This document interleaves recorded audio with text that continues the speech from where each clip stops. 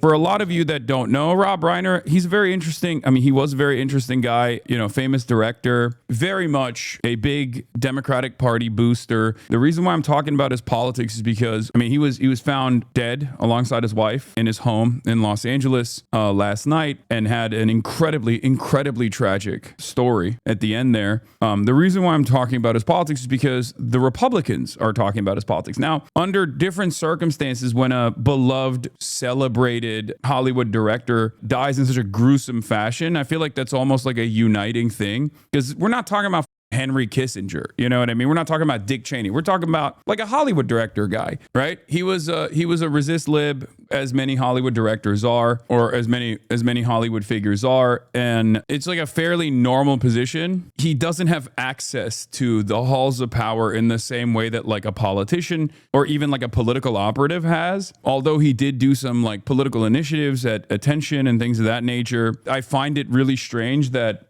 there was any reaction such as the one that Donald Trump gave to his gruesome murder. Now, obviously, we'll first talk about what happened, or at least what we know has happened so far, and then I'll talk about the reaction as well. Tonight. Los Angeles authorities have taken 32-year-old Nick Reiner into custody following the murder of his parents, filmmaker Rob Reiner and photographer Michelle Singer. SLA unit, ambulance death investigation, code 2. The couple was found dead.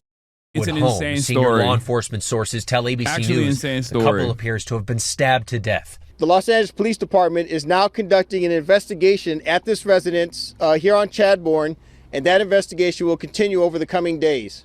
Sunday afternoon, LAPD officers, along with the Robbery and Homicide Division, responded to a death investigation at the couple's Brentwood mansion.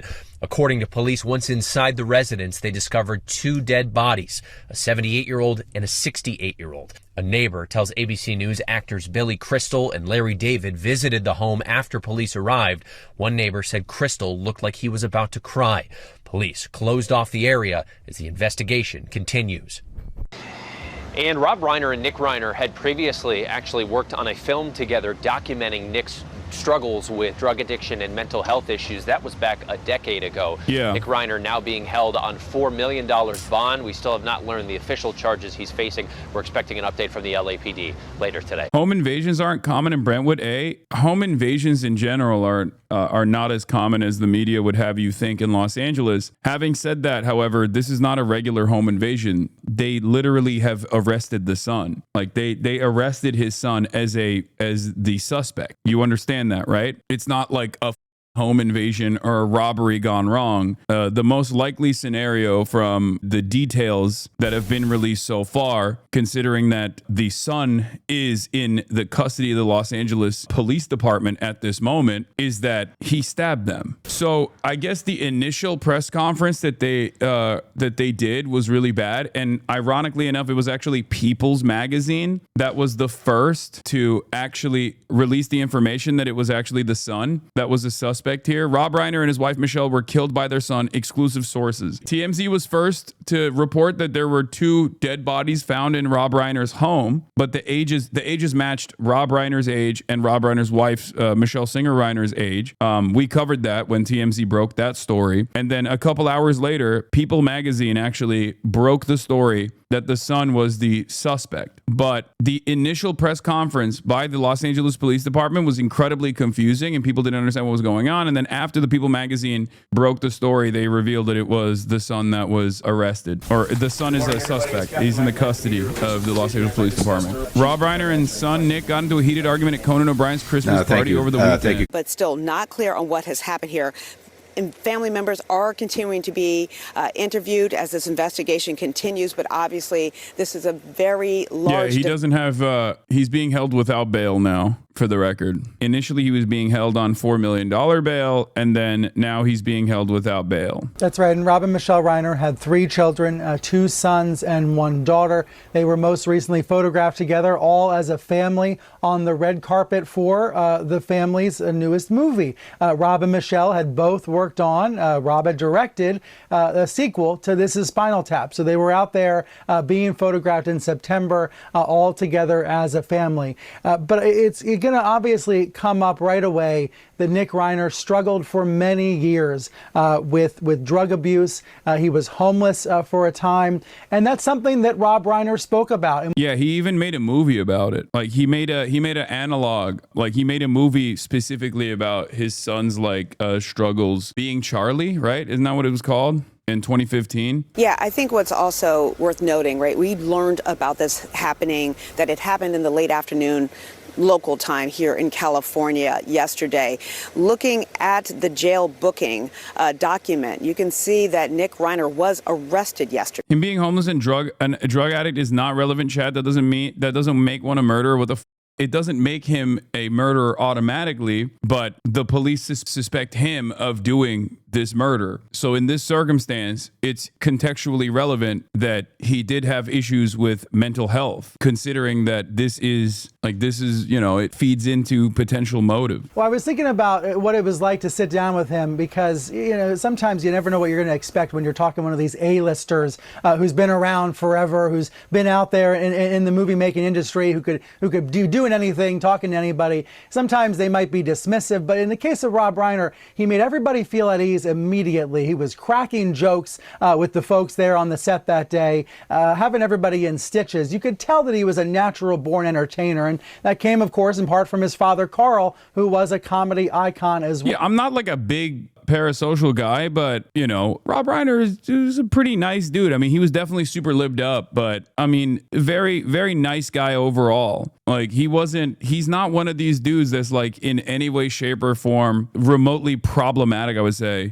And the reason why I'm mentioning this again will be relevant in the upcoming news segment because of the reaction from regular folks, even like in the MAGA base and stuff. It just seems to be like an empathetic person in general, and directed a lot of movies that obviously had tremendous cultural impact. But there is one guy who seemingly is on a insane conquest to make himself look like a real demon in this moment. And that one guy's name is Donald Trump. Reiner was married once in the 70s to the late Penny Marshall. Then he met Michelle while working on When Harry Met Sally. And that's why the end of the film changed the way it did, because Rob Reiner was newly in love. And then they had a really great working relationship for decades. I mentioned that film Being Charlie that was loosely based on his son Nick's struggles with homelessness and addiction.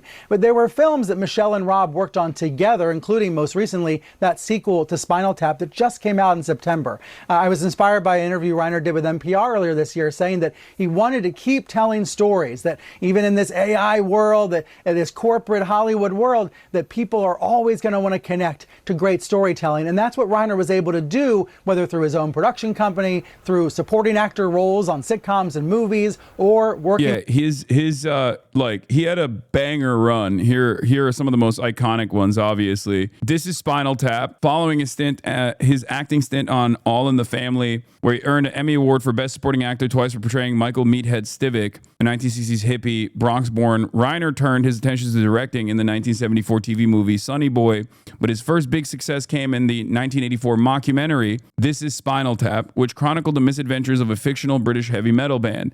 This is a incredibly impactful movie because of like the mockumentary style as well. And then afterwards he had Stand By Me, The Princess Bride, again, another major hit. Fantasy fairy tale, The Princess Bride, based on a novel by William Goldman. It had Robin Wright, Carrie Elwes, and Billy Crystal, as well as Andre the Giant. A woman once told Reiner the film had saved her life, recounting how when she and several other skiers had been trapped by an avalanche, she quoted every line from the movie to keep herself and everyone else awake. Lines such as, "Life is pain, Highness. Anyone who says differently is selling something." Then he made When Harry Met Sally. In 1989, Reiner effectively set the standard for rom-com genre with When Harry Met Sally. It paired Billy McChrystal with Meg Ryan as two friends who fall in love, climaxing in one of Hollywood's most iconic restaurant-based scenes.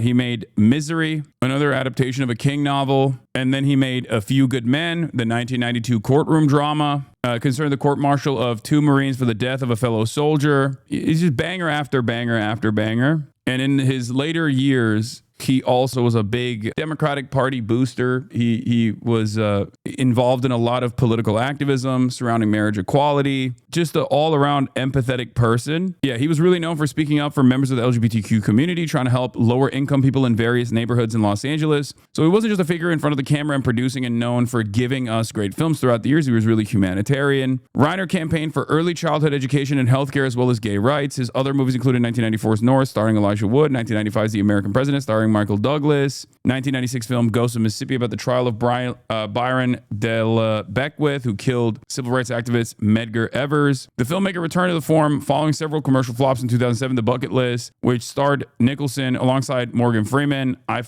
cried watching that, for the record. I mean, it might have been a commercial flop, but it was not a flop in my heart. As two terminally ill men who set about fulfilling their life ambitions before they died, helped popularize the now widespread titular term. It also is the reason why I know what Kopi Luwak is. That movie is the reason that I know it's like leopard made coffee. I don't know why that just like stuck in my brain, but from the movie Bucket List, I will forever remember. It's just Kopi Luwak, one of the most expensive coffee beans on the planet, is actually just cat or something, or lemur.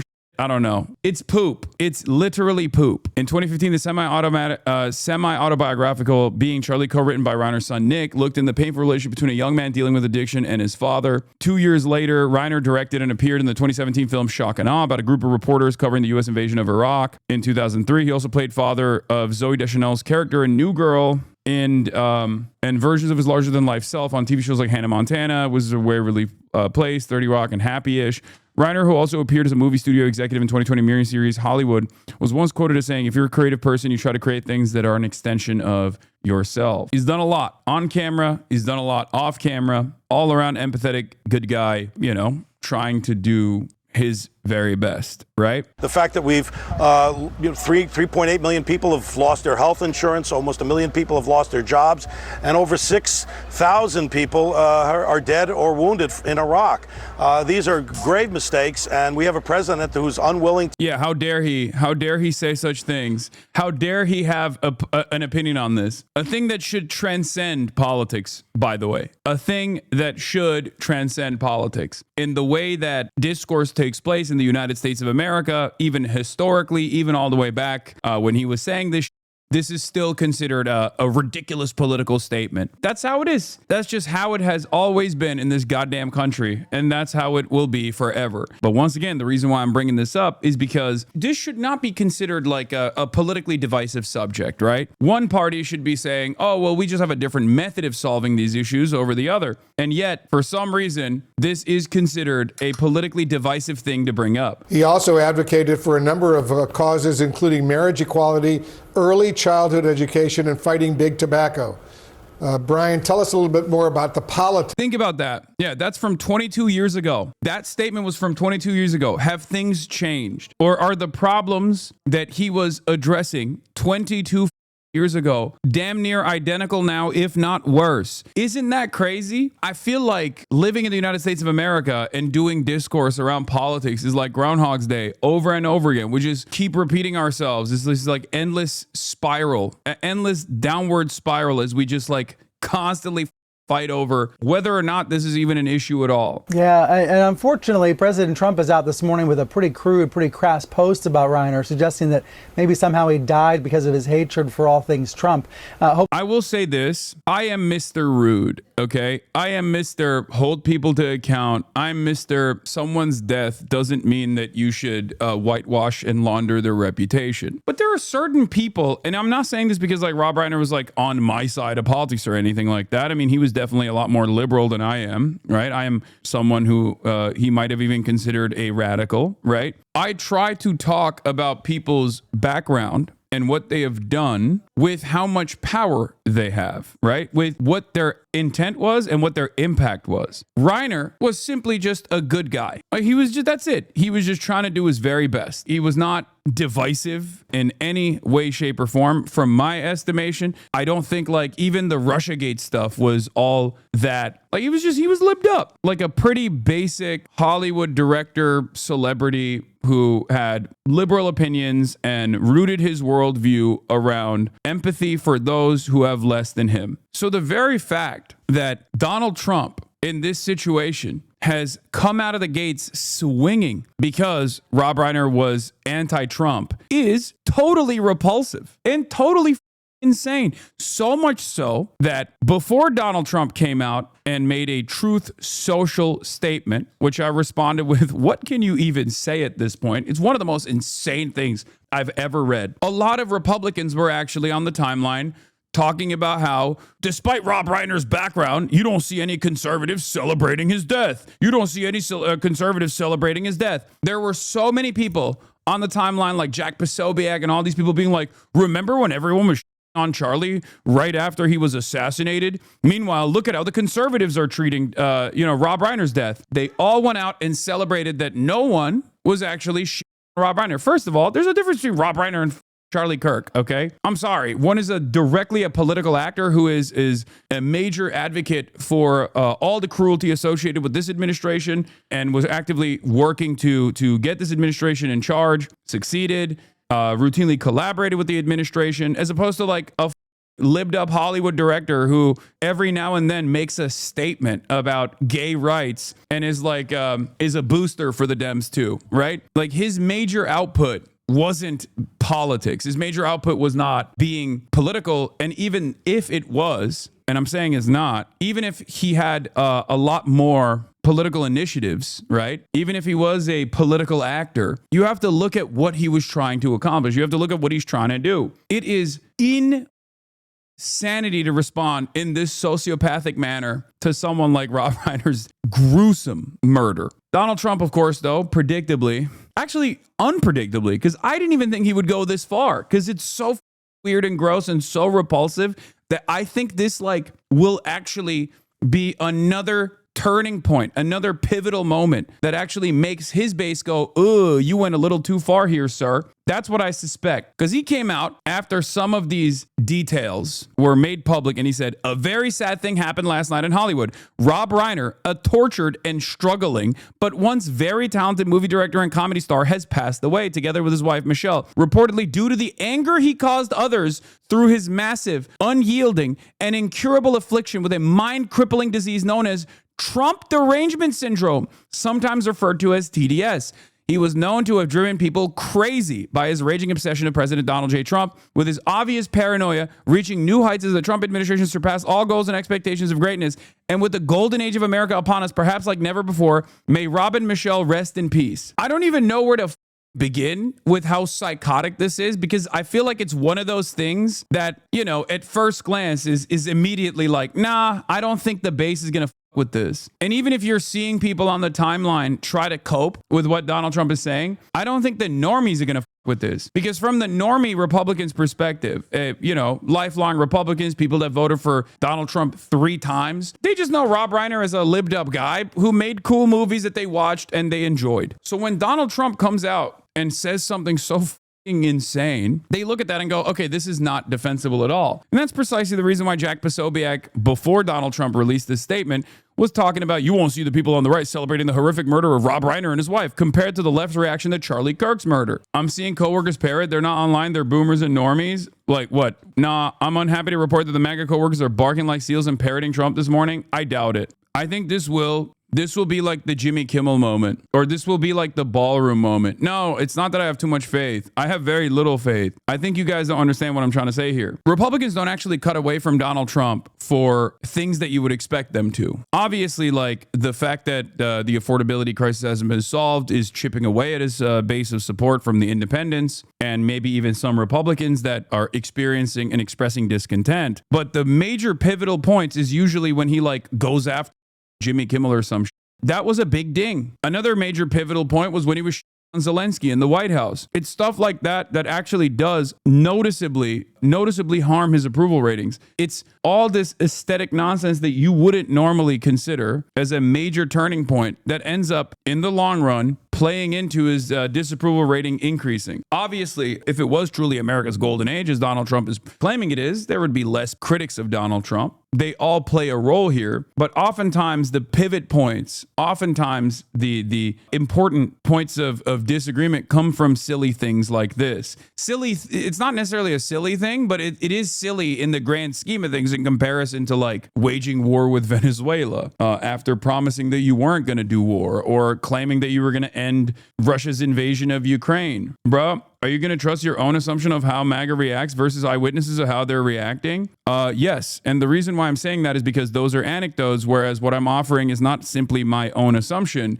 but instead what I've seen with Donald Trump's approval rating taking a serious hit after certain events. Things that I normally wouldn't assume would cause people to actually chip away and experience buyer's remorse or decide, you know what, this, I don't like this guy. That's why I'm bringing up the different points where Donald Trump has actually seemingly taken a hit on his approval ratings. One of them was the ballroom thing, right? Obviously, it's accompanied by all of the other chaos that surrounds this administration, but the ballroom thing, whether we want to admit it or not, was seemingly an issue for a lot of boomers. They didn't like that he destroyed the East Wing of the White House. What do you want me to say? I would hope that people are more rational and actually express their discontent with the administration over ICE raids, or express their discontent over, not actually bringing about peace in the Middle East as he claimed he was going to do, or claiming he wasn't going to do a war, but then, decides to murder fishermen off the coastline of Venezuela. And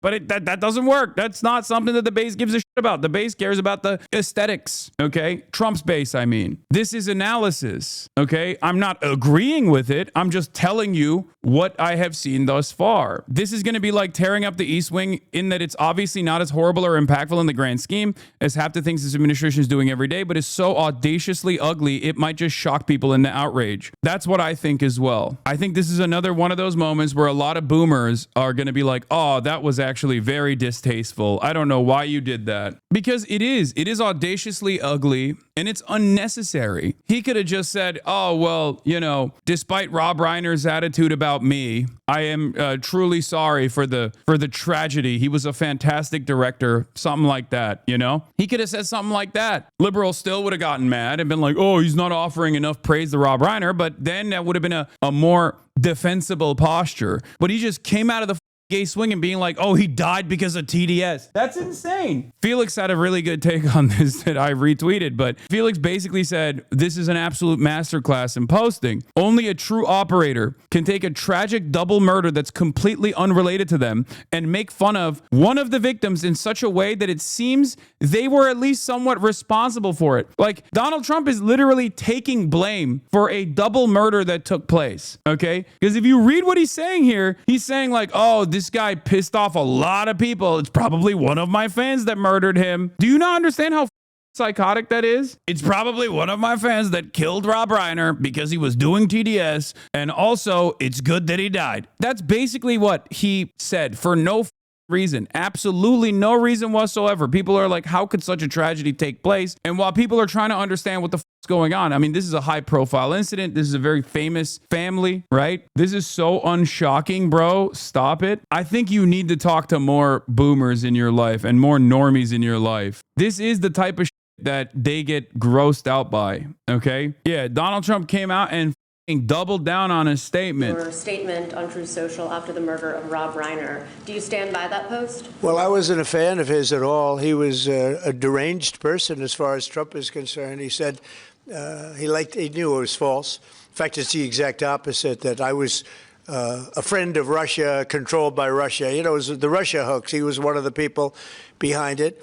I think he hurt himself in career-wise. So he became like a deranged person, Trump derangement syndrome. So I was not a fan of Rob Reiner at all in any way, shape, or form. I thought he was very bad for our country. Yeah. Bro, I'm sorry. That is so insane. Dude, if it was like Hillary Clinton, boomers would still get kind of mad because they love the aesthetics of bipartisanship. They will never let that go, right? There are a lot of normie libs, down ballot normie libs and down ballot normie Republicans who still believe in this like sense of bipartisanship and normal politics and stuff like that. That was such a driving motivator that Donald Trump literally lost to Biden's carcass in 2020. Okay. That was a big primer for a lot of people. I think a lot of you are forgetting that not everyone is as apathetic, because many of you are under the age of 40. Many of you are under the age of 30. We have different attitudes about politics nowadays than how a lot of boomers who saw most of their lives, you know, these guys disagreeing on politics, but still being chummy with one another and think that's the appropriate way to go about it. When Donald Trump comes out and says this about someone, not even Hillary Clinton, not a political actor necessarily, but like someone like Rob Reiner, who's like a beloved director who was lived the up, especially after such a gruesome, high-profile murder, that's insane. That is going to come across as, in my opinion, that is going to come across as like a really distasteful, another turning point, in my opinion, that is really distasteful in the way that people perceive it. Oh, also, here's the other side of the story as well. This is how Rob Reiner reacted to Charlie Kirk's assassination as well, which is, I'm sure, a lot of what a lot of people are also posting on the timeline too. Absolute horror. And I, unfortunately... Obviously, you don't win any favors with a lot of these goons when you are even remotely open-minded or remotely kind to your political opposition. But just, you know, remember saw the video of it, and it's beyond belief. I'm sorry, but were you expecting another type of reaction from Trump? Yes. I think Donald Trump, if he had full brain processing power, would not have reacted this way. He would have made one singular snide remark about Rob Reiner's like politics, but he would have said this is a horrifying tragedy. He was a great director, you know, with many fans all around the world, something like that. I think this is a senile Trump behaving like a mad king. Because there's a line between sassy and just outright cruel. And depending on who you're talking about, you can be outright cruel. This is not a good person to be outright cruel about. That's what I'm saying. He moved from sassy to just straight up mean and ugly. What happened to him, and that should never happen to anybody. I don't care what your political beliefs are. That's not acceptable. That's not a solution to solving problems. And I felt like what his wife said at the service, that the memorial they had, was exactly right. And totally, I believe, you know, I'm Jewish, but I believe in the teachings of Jesus, and I believe in doing to others, and I believe in forgiveness. And what she said to me was beautiful, and absolutely, you know, when she forgave his assassin. He didn't say that about RBG. Yeah, he was civil when RGB died, and she was both far more politically relevant and not the victim of murder. He's definitely got the old man don't give a syndrome. I can see that. And I think that is admirable. I don't even agree with Rob Reiner on this assessment, but like that kind of stuff is going to make boomers feel a certain type of way. 90s, such as when Harry met Sally, Stand By Me. Yeah, he said nasty things about McCain too and refused the funeral, but ultimately still did a lot of condolences. He just lost any sense of tact. It's nuts, man. I don't know how you guys don't see it. Maybe in some ways you're just looking at what Donald Trump has done so far and the lack of response from the MAGA base as reason as to why this won't be as impactful. But I do think it's moments exactly like this one that play a big role in the way that boomers look at this kind of stuff and the normies look at this kind of stuff and think this is really uncalled for. I can totally close my eyes and imagine a bunch of boomer normie Republicans being like, oh, that's really distasteful to speak about someone who fell in such a tragic way. And it's kind of crazy because like these are the same people who were like, oh, you are going to get fired if you say anything about Charlie Kirk. If you even like reflect on Charlie Kirk's statements that he was proud to make, okay, you should be fired. And these are the same people who are like, it's the left that's actually responsible for so much political violence because their words are so violent. It is rubbing some of his followers the wrong way because at the end of the day, Reiner's films were important touchstones of American culture for generations, and a lot of people, even with right-wing politics, deeply loved and cherished his work. Exactly. They're not reading it as like, a lot of these people are not reading this as like, even conservative boomers are not going to read this as like Rob Reiner was a political actor who we hate. It's more so about if you're a boomer and you were an adult by like the late 80s and the early 90s, early 2000s, and you watch Rob Reiner's movies, was that more impactful for you in your development than how much you love Donald Trump now? That's it. Because if you are ride or die in the MAGA cult and you love Donald Trump that much, and there are plenty of people who do, they're going to say, yeah, this is fine. Rob Reiner, he came at the king, he came at my God King, and I hate him for that reason. But there are far more people, I think, that watch his movies and thought, no, I like this guy. Like, I mean, yeah, sure, we have disagreements in our politics, but I like this guy overall. And it's really distasteful. It's really in poor taste to speak ill of the dead in this way. Because like boomers love saying like that, don't speak ill of the dead. At the same time that he was making brilliant film work, he was also deeply engaged. There wasn't a cause he didn't care about. He cared about immigrants. He cared about equality and justice. He spoke up in defense of democracy at a time when so many in the media industry, so many with a platform are afraid to speak. He put his money and his mouth where his heart was. And for Trump to have put that out today, I'm going to say it. You know, damn it, there's an American family grieving. Yeah. This is a tragedy, not just for the family, but for all who knew and loved him. And for the President of the United States to make this about him and a way to attack Rob Reiner because he exercised his American... Yeah, that's the other side of this too. It's like very selfish. It's very self-centered to just like look at a situation like this and be like, well, he hated me, so f him. Like maybe one of my fans killed him. That's insane. That's an insane thing to say, guys. I'm sorry.